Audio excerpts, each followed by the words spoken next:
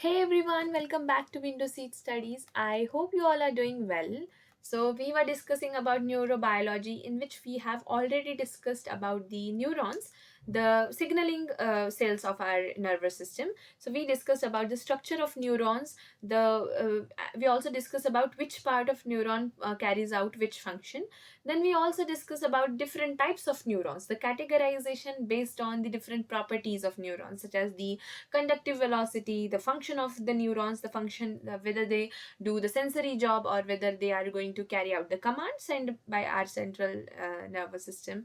Then we also discuss about the types, the categorization, which is based on what kind of neurotransmitter they release, and what are how do they look like, the structural properties of the neurons. So we learned about unipolar, multipolar, bipolar, and pseudo unipolar neurons. Okay, we also have discussed about the neuron doctrine given by Ramanujan, the reticular theory that was given by Golgi.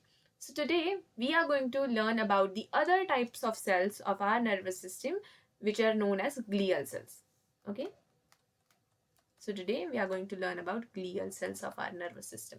So we know that our nervous system is made up of nerve cells, which are the signaling part. So they are going to carry out the nerve impulses. They are going to conduct the information from one part of the body to the other part of the body. While other type of cells, which are found predominantly in our nervous system, our nervous system is majorly made up of that glial cells. So such cells other than the new nerve cells, which do not have the property of getting excited, they are known as glial cells. So glial cells, the word glia, okay, the word glia, this is a Greek word which means glue. Okay, so it was like the cells which are gluing the nerve cells together are known as glial cells. But this is not true. Rather than gluing together the nerve cells, they actually hold the nerve cells together. We say that they do not glue the nerve cells, they do not glue the neurons, but they rather support them and provide protection to the neurons. So they wrap themselves around the axons, but this is not the main function of glial cells.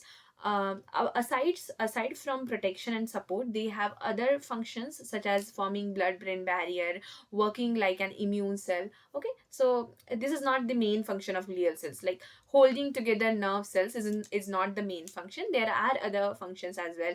They also keep a check on the potassium ion levels, so on and so forth. Okay, so the glial cells in in the vertebrate nervous system, they are categorized into two types: the microglia and the macroglia. Okay, the microglia, they are also known as the immune cells of our nervous system. Okay, so they are the ones which are going to do the job of presenting antigens, and they also does the phagocytosis. Okay, so they are the ones which are going to keep a check on the infection in our nervous system. And that is why we call them as the immune cells of our nervous system. Okay, but besides microglia, the 80% of the glial cells, they are the macroglia. So if the question is like, in our nervous system, which kind of cell is found predominantly in our nervous system, so the answer would be microglia, because the 80% of our nervous system is made up of microglia, out of which the microglia is divided into three different types: the astrocytes, Schwann cells, and oligodendrocytes. Let me write it here. So it is categorized into three different cell types: oligodendrocytes. Okay, let me just erase this and write it a bit away. So the oligodendrocytes,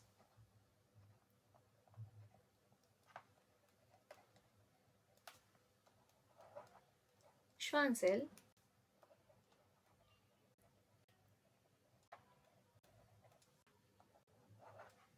and the astrocytes.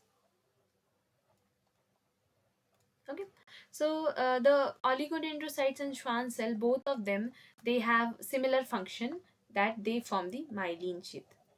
I hope you remember when we were discussing about neurons that the myelin sheath, it kind of provides insulation, and it is the sheath layer which is wrapped around the axon, and this improves the nerve impulse conduction property of the neurons. So both of the cells, oligodendrocyte and Schwann cells, both of them form myelin sheath, but the difference is that oligodendrocytes, they are found in the central nervous system, okay, while the Schwann cells, they are found in the peripheral nervous system, okay. So in the central nervous system, the myelin sheath production, this job is done by oligodendrocytes, while in the peripheral nervous system, Schwann cells does the job, okay. So they are the two types of cells which are quite important. And the other type of cell, known as astrocyte, this is a very distinct type, and this is very interesting one, because this performs the function of, this cell is involved in blood brain barrier formation. So oligodendrocytes and Schwann cells, they have smaller processes.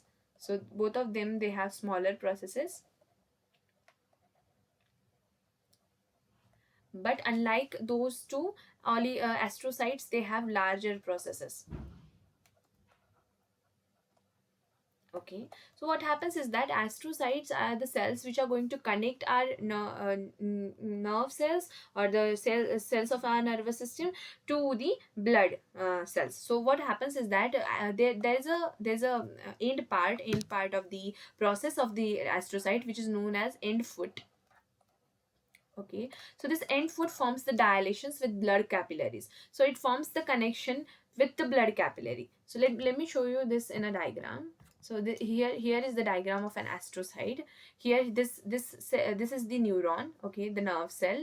Here you can see these are the dendritic structures. These are the dendritic structures, and this cell is known as astrocyte. Okay, so this is the astrocyte. The name astrocyte came because it looks like a star. Astro means star, so star shaped cell, and that is why the name astrocyte. Okay, here you can see it has multiple larger processes, and that is why it looks like a star, and that's why we call them as astrocyte. So this is an astrocyte cell, and these are the long processes of an astrocyte, and the end part of the process, which forms the connection with the blood capillary, is known as end foot. So the astrocytes are the cells which form the connection between the nerve cells and the capillary. So that is how they form the blood brain barrier. So blood brain barrier is quite important for the protection of our nervous system. We will be learning about astrocytes and blood brain barrier in detail in a different lecture. For now, I'm just covering the structural part. How do they look? So astrocytes are further divided into two types. So there are two types of astrocytes. Okay, one is fibrous astrocyte,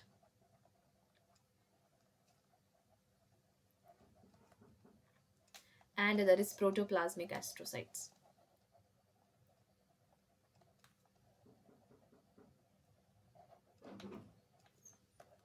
Okay, the protoplasmic astrocytes, they are found in gray matter, while the fibrous astrocytes, they are found in white matter. Okay, the protoplasmic astrocytes and fibrous astrocytes, this categorization is based on the structure of them, the processes. So protoplasmic astrocytes have the processes which look like a sheet, so they have sheet like appendages.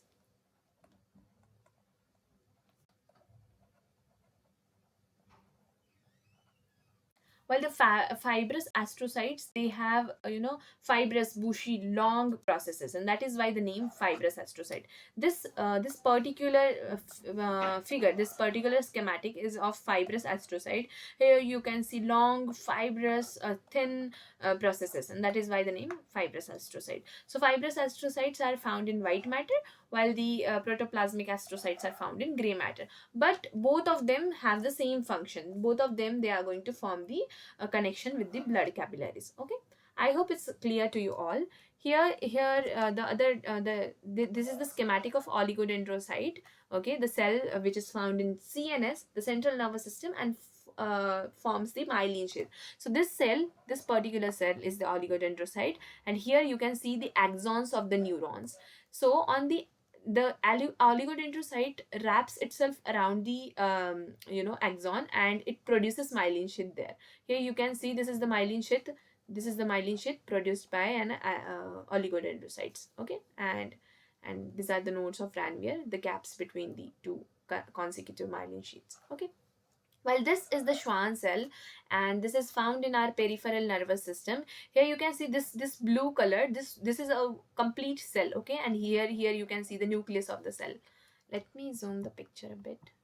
Okay, yeah. So here you can see this cell is a Schwann cell, and this is the nucleus of the cell. So this Schwann cell wraps around the axon and forms the layer of myelin sheath. Okay, here you can see multiple layers of myelin sheath, and this is how it protects the axon, and it provides the insulation to the axon. So this separates the voltage and regions which are known as nodes of Ranvier's. So these are the nodes of Ranvier's, these three, where the myelin sheath is absent, and these are very important, because at those points the action potential will be regenerated. Why? Because these are the places where the voltage sensitive ion channels are present, and that is why that is going to generate the action potential.